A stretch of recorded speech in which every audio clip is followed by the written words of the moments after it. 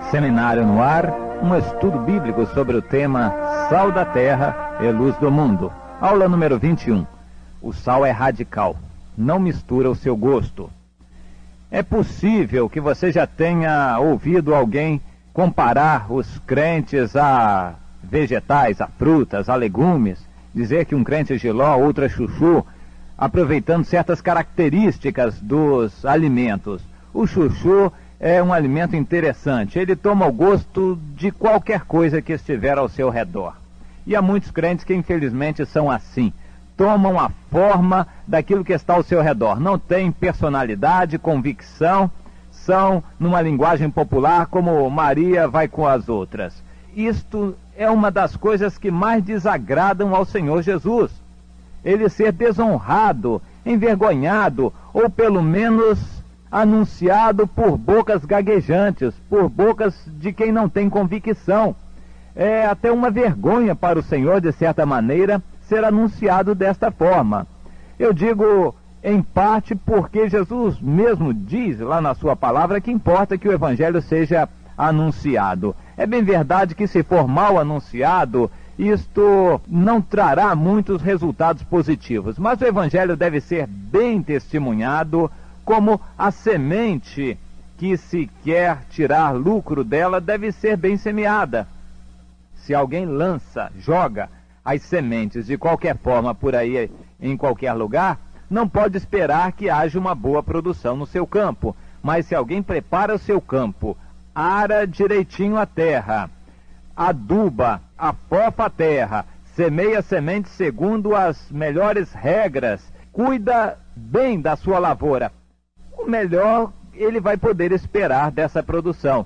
Na realidade, nós podemos esperar o melhor daquilo que foi bem feito. Ora, ainda pode acontecer uma tempestade, um terremoto, ainda pode acontecer uma grande seca ou uma inundação, mas isto são fatores imprevisíveis. Na realidade, quem semeia bem e cuida bem a lavoura só pode esperar uma boa produção. Isso é o mínimo que ele pode esperar. E o Evangelho é também assim. Nós devemos semear a palavra, cuidando dela, o nosso testemunho ser responsável, coerente. Se você for fraco, não fale de um padrão elevado do Evangelho que você não viva. Anuncie a graça de Deus, o perdão de Deus, o amor de Deus para com pecadores. Não procure colocar-se num pedestal como um santo e os pecadores lá embaixo, quando você não está naquela posição. Isso é farisaísmo.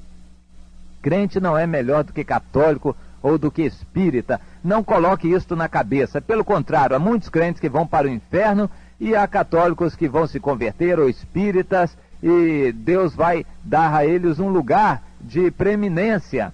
Não pense você que uma prostituta agora é pior do que um pastor ou pior do que um crente. Ela pode se arrepender e se converter e este pastor ir para o inferno. Jesus disse, e você conhece bem aquela passagem, que o publicano, aquele pecador, foi justificado, porque se arrependeu diante de Deus, enquanto o grande religioso, o crente fariseu, estava lá se gloriando da sua religiosidade, e Jesus disse que aquele não foi justificado. E Jesus acrescenta muitas outras coisas piores, que o crente que viver com a sua vida como aqueles do mundo vivem, vai receber açoites dobrados, ou seja, além de ir para o inferno, receberá uma penalidade dobrada de castigos e açoites lá na condenação. Então não coloque na sua cabeça que pelo fato de você estar numa determinada igreja ou ter uma determinada fé, que você é melhor do que os outros. No entanto, você deve entender a natureza daquilo que Deus é, daquilo que Deus quer. Deus quer que você seja santo. Ele é santo. Ele quer que você seja sal. E o sal tem certas características que são fortes, características intrínsecas. O sal não é como o chuchu, que toma o gosto do alimento com quem ele está juntamente na panela. O sal dá o seu sabor, haja o que houver na panela. Você pode botar vinho, açúcar, leite, você pode misturar o que quiser na comida. Se você pôs sal, o sal dará o seu toque de personalidade. O sal estará ali atuando firmemente. Assim é que Deus quer os seus filhos. O sal atuando, ele é um produto químico forte, resultante da mistura de um ácido forte com uma base, um produto alcalino forte. E assim o sal é um produto químico forte, bem estável. E Deus quer que você seja assim. E se você não for? É uma boa pergunta. Não procure demonstrar que é. Isto é mentira. Se você não é, o que é muito razoável, se você não é forte, reconheça a sua fraqueza. Coloque-se nas mãos de Deus. É assim que nós devemos agir. O farisaísmo, a hipocrisia, a mentira não levam a nada diante de Deus. Deus quer que sejamos radicais, até na nossa fraqueza, e rigorosos conosco mesmos. Vamos ver em Números 21, versículos 24 e 25, o que Deus diz lá na sua palavra, relatando o que aconteceu entre Israel e os seus inimigos. Israel feriu os seus inimigos ao fio da espada e tomou posse de sua terra, desde Arnon até Jaboque, até aos filhos de Amon, cuja fronteira era fortificada. Assim, desta forma, ao fio da espada, tomou todas estas cidades dos amorreus e habitou em todas elas. Habitou em todas elas. Assim deve ser o povo de Deus, radical, convicto, firme.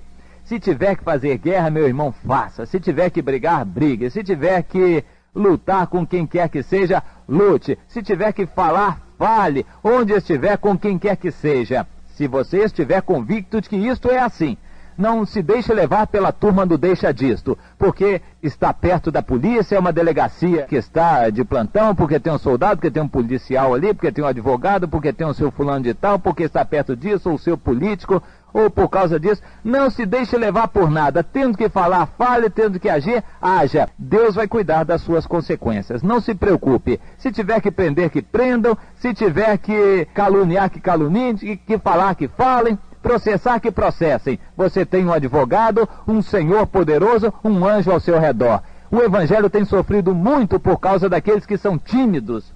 O Evangelho tem sofrido por causa daqueles que são medrosos.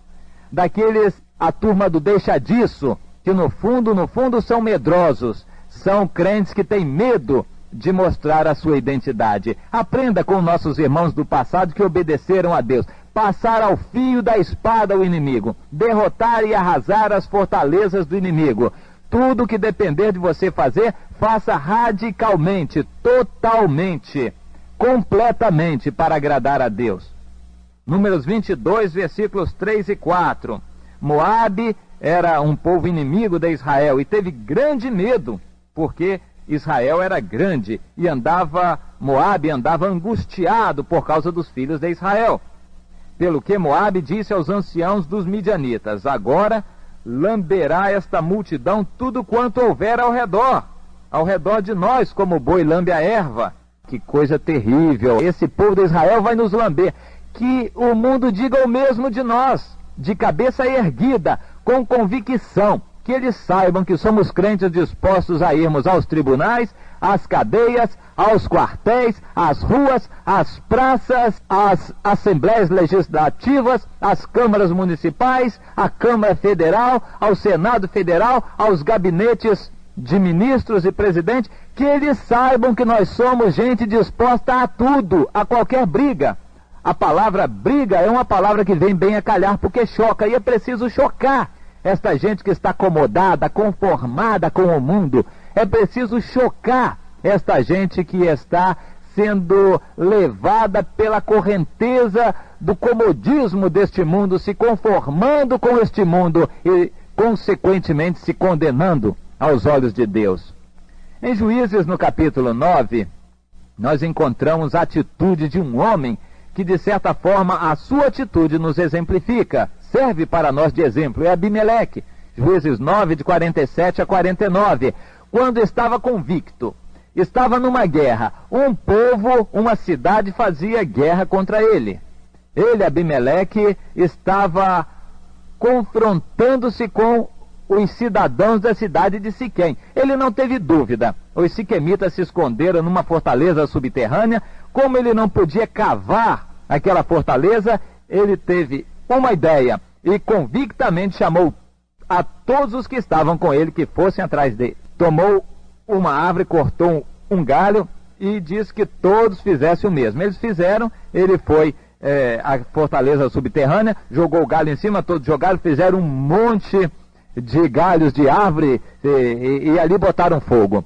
Foi um incêndio ali por cima e a fumaça intoxicou aqueles que estavam lá escondidos na fortaleza subterrânea, de modo que com o calor e com a fumaça sem oxigênio, eles morreram todos. Assim deve ser a atitude do servo de Deus, radical, porque Jesus foi radical.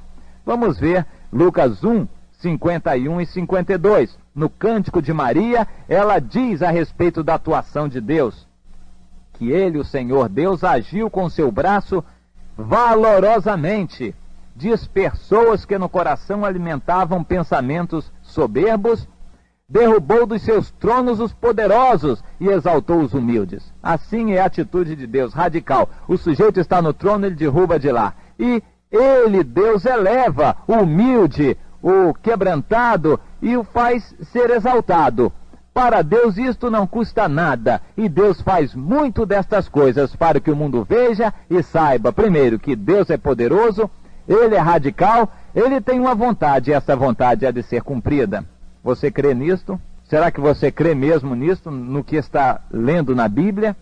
Se não, leia você mesmo com seus próprios olhos e sua própria boca. Agora Lucas 22, versículo 34. Lucas 2, 34. Simeão, aquele profeta, homem de Deus, tomou Jesus, pequenininho ainda, nos seus braços, abençoou a ele e a seus pais e disse a Maria, mãe do menino: eis que este menino está destinado tanto para a ruína como para levantamento de muitos em Israel, e para ser alvo de contradição. Jesus, alvo de contradição. Eu tenho vontade de pregar sobre isto. Eu tenho vontade de falar, de transmitir, de viver esta mensagem. Jesus, alvo de contradição. Ninguém fica neutro com relação a Jesus. Ou se declara seu inimigo, dedicando-lhe ódio, ou então se rende a ele como servo, submetendo a sua vida a ele. A respeito de Jesus, ninguém há de ficar indiferente. Você quer continuar morno?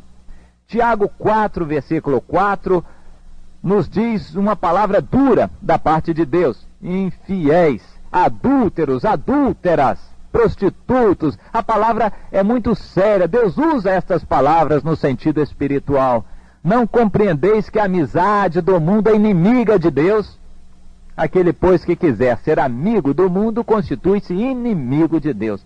Você torna-se um inimigo de Deus, tão somente sendo amigo do mundo.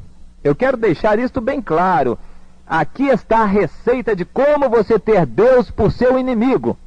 Deus vai ser inimigo seu, ou ele vai ser inimigo da sua vida, se você aceitar o mundo, se você for amigo do mundo, se você, minha irmã, for boazinha com o mundo que está ao seu redor. E mundo que eu digo não é o vício, a droga. Mundo que eu digo não é somente aquilo que é tido pela sociedade como mal, ou seja, a prostituição, a bebida, o vício. Não é isto só que é o mundo, não. O mundo é a televisão, é a sociedade ao seu redor, é a moda, são os amigos, é o ambiente do emprego, é o ambiente social, é o ambiente político, o ambiente econômico. Este é o mundo. E se você for amigo destas coisas, então Deus será seu inimigo. 1 João 2, 15 e 16 diz: não ameis o mundo nem o que há no mundo. Não ameis o mundo, porque tudo o que há no mundo não é de Deus, mas é do mundo. Você quer ser de Deus ou quer ser do mundo?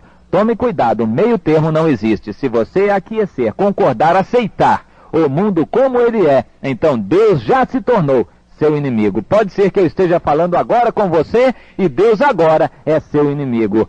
Examine bem essa situação, tome cuidado.